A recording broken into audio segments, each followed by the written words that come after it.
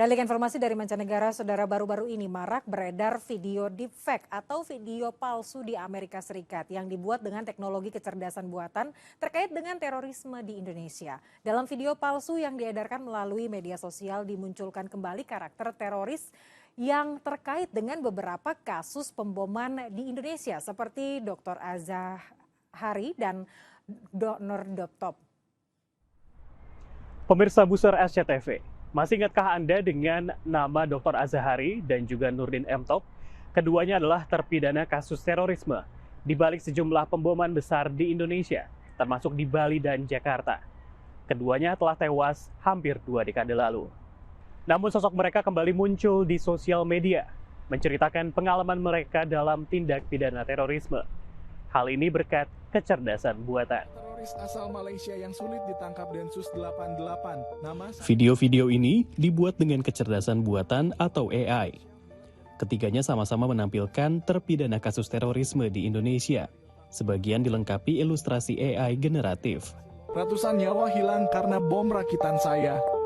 Video ini menggunakan deepfake Dr. Azahari, pembuat bom asal Malaysia, dalam peledakan 7 bom, termasuk di Makassar, Bali, dan Jakarta.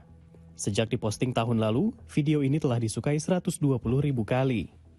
Extremists that many of us know already passed away, but many perhaps don't. That can create some sort of a psychological impact, I guess, towards the audience. Either they want to know more about the event and explore what exactly had happened, or they feel like sympathy, right? Dia mencermati tokoh-tokoh ini berafiliasi dengan jaringan Jemaah Islamiyah atau JI. Belum diketahui jelas siapa pembuat video-video deepfake ini dan apa motivasi mereka. Namun para pakar memperingatkan bahaya konten ini karena bisa digunakan untuk menumbuhkan simpati terhadap ide radikal dan digunakan untuk rekrutmen. Beginning, it might be like sympathizers, it might be just people like, leveraging AI to create content like on the platform without really thinking about what would be the potential impact of such content toward people that perhaps already have certain belief within themselves, right? When it comes to these ideologies. Or it's actually from certain actors, right? So there's no confirmation on who exactly what's the real motivation of creating this content on a social media platform. Penggunaan teknologi komunikasi untuk propaganda ekstremis bukanlah hal baru. Kelompok ISIS misalnya menggunakan media sosial, YouTube, hingga aplikasi pesan instan untuk menyebar pesan dan merekrut orang. Kehadiran AI dikhawatirkan memperparah situasi ini. Kajian dari Perserikatan Bangsa-Bangsa mewaspadai 16 bentuk penyalahgunaan AI oleh kelompok teroris. Selain digunakan untuk membuat konten deepfake atau misinformasi, AI juga ditakutkan dipakai untuk rekayasa sosial dan juga serangan siber. Indonesia belum punya regulasi spesifik yang mengatur terorisme siber.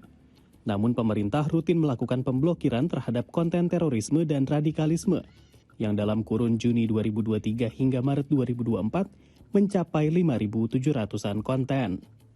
Pemblokiran dilakukan berdasarkan Undang-Undang Informasi dan Transaksi Elektronik atau Undang-Undang ITE dan peraturan pemerintah turunannya.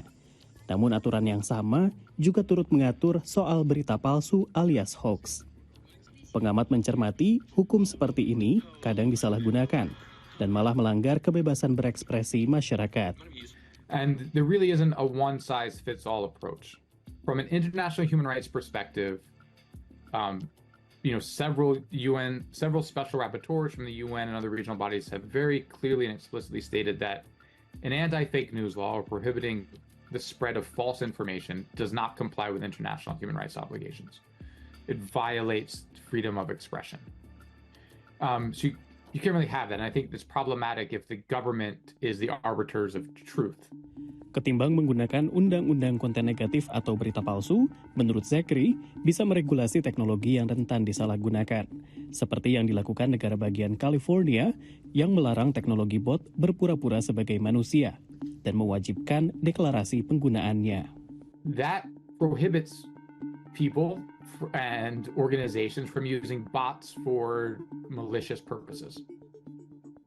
So if you're trying to curb the spread of disinformation, you don't want bots to be able to spread that message widely.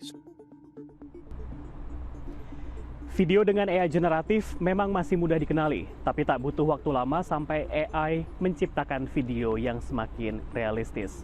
Pemerintah perlu berpacu dengan waktu untuk mencegah pesan radikalisme tersebar di jagat maya, sambil terus menjaga kebebasan berekspresi warganya.